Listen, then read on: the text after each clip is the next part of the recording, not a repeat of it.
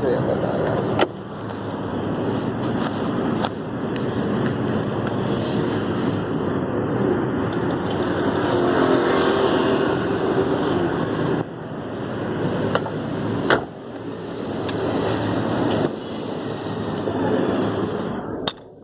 Oke, engine start normal, habis pasang aki normal semua, plaster mati, saya mati,